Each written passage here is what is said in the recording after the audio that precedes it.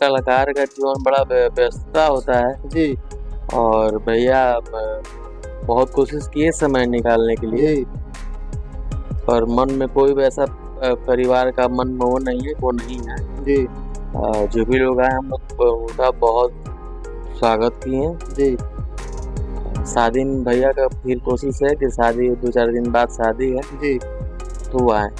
अभी शादी देखा जाए तो कितने तारीख को है?